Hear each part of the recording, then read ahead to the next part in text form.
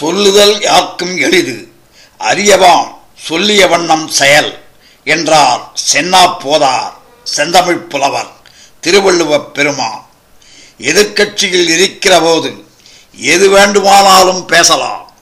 ஆளுங்கட்சியான பிறகு முன்னர் எதையெல்லாம் சொன்னோமோ, ஆட்சியாளர்களை எதையெல்லாம் செய்ய வேண்டும் என வற்புறுத்தினோமோ, வாதாடினோமோ, போராடினோமோ அவற்றையெல்லாம் செய்ய வேண்டும்.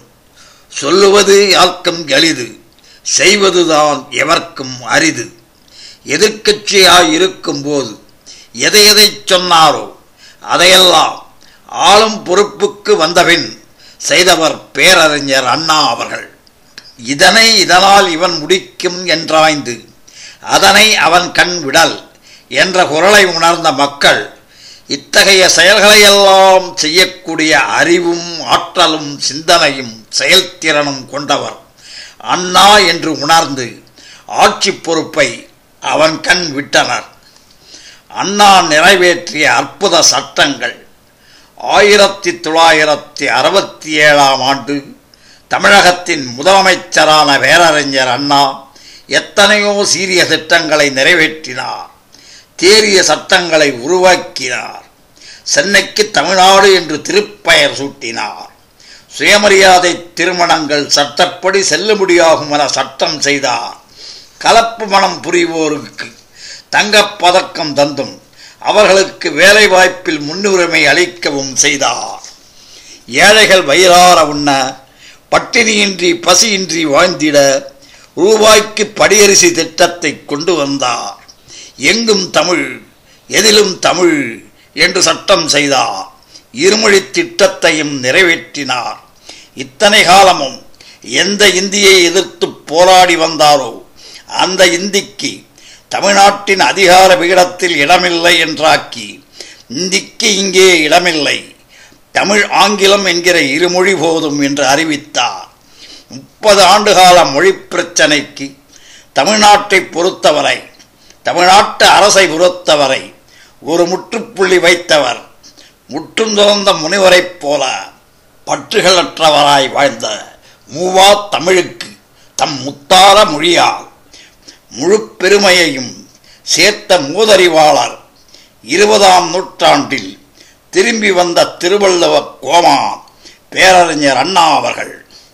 அண்ணா நிறைவேற்றிய இருமொழி தீர்மானம் 23/1/1968 அன்று தமிழக சட்டப்பேரவையில் கொண்டு வரப்பட்டு நிறைவேற்றப்பட்ட இருமொழி தீர்மானம் இதுதான். பல்வேறு மொழி, பண்பாடு, நாகரீகங்களை கொண்ட இந்தியாவில் ஒரு வட்டார மொழியை மட்டும் ஆட்சி மொழியாக்குவது இந்திய ஒற்றுமையையும் ஒருமைப்பாட்டையும் குலைத்து ஒரு மொழிப் பகுதி மற்ற மொழிப் பகுதிகளை அடிமை கொள்ளச் செய்திடும் என்று உணரப்படுவதால் தமிழும் மற்ற தேசிய மொழிகளும் மத்திய ஆட்சி மொழிகளாக ஏற்றுக்கொள்ளப்பட்டு அரசியல் சட்டம் திருத்தப்பட வேண்டும். அதுவரையில் ஆங்கிலமே ஆட்சி மொழியாக தொடர்ந்து இருந்து வர வேண்டும். அதற்கு ஏற்றபடி இந்திய அரசியல் சட்டத்தின் மொழிப்பிரிவு திருத்தப்பட வேண்டும் என்று இந்த மாமன்றம் வற்புறுத்துகிறது. இப்பொழுது நிறைவேற்றப்பட்டுள்ள மொழிச்சட்டம் இந்த இலட்சியத்துக்கு ஏற்றதாக அமையவில்லை என்று கருதுவதுடன் இந்தியா பிளவுபடவும் அரசாங்க நிர்வாகத்தில் இருப்பவர்களிடையே வெறுப்பு, குழப்பம், வேதனைகள் மலிந்த இரு பிரிவுகளை உண்டாக்கிவிடவும் வகை செய்கிறது என்று கருதுவதோடு முதலில் குறிப்பிட்ட மொழி உரிமை லட்சியம் நிறைவேறுவதற்கான முறையில் தொடர்ந்து வலியுறுத்தி வருவது என தீர்மானிக்கிறது. மொழி திருத்த சட்டத்துடன் நிறைவேற்றப்பட்டுள்ள தீர்மானம் இந்தி பேசாத பகுதி மக்களுக்கு அநீதியையும் சங்கடத்தையும் புதிய பலுவையும் உண்டாக்குகிறபடியால் அந்த தீர்மானம் அமலாக்கப்படக்கூடாது என்பதில் பல அரசியல் கட்சிகளும் ஒருமித்த கருத்து தெரிவித்திருப்பதை கவனத்தில் கொண்டு மத்திய அரசு உடனடியாக அந்த தீர்மானத்தை நீக்கி வைத்து இந்தி பேசாத மக்களுக்கு சங்கடமும் பலுவும் ஏற்படாத முறையை வகுக்க வேண்டும் என்று இந்த மன்றம் வலியுறுத்துகிறது. மொழி பிரச்சனை பற்றி ஆய்ந்தறியவும் மொழி சட்டத்துடன் நிறைவேற்றப்பட்டுள்ள தீர்மானத்தால் விளையும் தீங்கை அகற்றும் வழிகளையும் எல்லா அரசியல் கட்சி தலைவர்களையும் கொண்ட ஒரு மேல்மட்ட மாநாட்டை இந்திய பேரரசு கூட்ட வேண்டும் என்று இம்மன்றம் கேட்டுக்கொள்கிறது.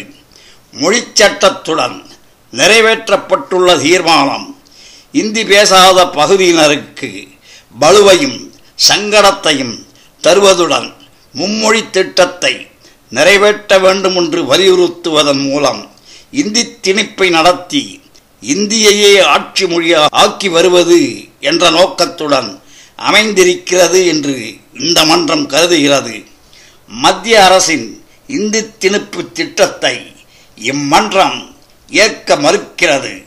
மத்திய அரசின் மொழி தீர்மானத்தை இந்த அரசு செயல்படுத்துகிற மறுக்கிற வகையில் தமிழக மக்களும் மாணவர்களும் வெளியிட்டுள்ள கருத்துக்கு மதிப்பளிக்கிற முறையிலும் தமிழகத்தின் எல்லா பள்ளிகளிலும் மும்மொழி திட்டத்தை அகற்றிவிட்டு தமிழ் ஆங்கிலம் ஆகிய இருமொழிகளுக்கே இடமளித்து இந்தி மொழியை அறவே நீக்கிட இம்மன்றம் தீர்மானிக்கிறது. NCC முதலிய அணிகளில் பயன்படுத்தப்பட்டு வரும் இந்திய ஆணை சொற்களை நீக்கி விடுவது என்றும் இதற்கு மத்திய அரசு ஒப்புதல் அளிக்க மறுத்தால் NCC போன்ற அணிகளை கலைத்துவிடவும் இம்மன்றம் தீர்மானிக்கிறது. தமிழகத்தில் தமிழ் பயிற்சி மொழியாகவும் பாடமொழியாகவும் எல்லா கல்லூரிகளிலும் நிர்வாக மொழியாகவும் பல்வேறு துறைகளிலும் 5 ஆண்டு காலத்துக்குள் நடைமுறைக்கு வருவதற்கான துரிதமான நடவடிக்கையை மேற்கொள்வது என்று இம்மன்றம் தீர்மானிக்கிறது. அரசியல் சட்டத்தில் இந்திக்கு பிரத்யேக அந்தஸ்து அளித்திருப்பது அகற்றப்பட்டு நாட்டின் பிற மொழிகளுக்கு கீழ்நிலை அளிக்கும் சரத்துகளெல்லாம் எல்லா இந்திய மொழிகளுக்கும் சம அந்தஸ்து நல்கும் வகையில் திருத்தப்பட வேண்டும். 8வது ஷெட்யூலில் குறிப்பிடப்பட்டுள்ள எல்லா மொழிகளின் வளர்ச்சிக்கும் மத்திய அரசு சமமாக நிதி வசதிகளை வழங்க வேண்டும். சட்டப்பேரவையில் தீர்மானம் கொண்டுவரப்பட்டு முதல்வர் பேரறிஞர் அண்ணா கொணர்ந்த திருத்தங்களுடன் இந்த தீர்மானம் நிறைவேற்றப்பட்டது. சொல்வதை செய்வோம் என்பதற்கு எடுத்துக்காட்டாக பேரறிஞர் அண்ணா விளங்கினார். அவரது வழியை எல்லா முதல்வர்களும் பின்பற்றி தமிழ்நாட்டு மக்களுக்கு நல்லது செய்ய வேண்டும் என்பதே நமது விருப்பம். நன்றி, வணக்கம்.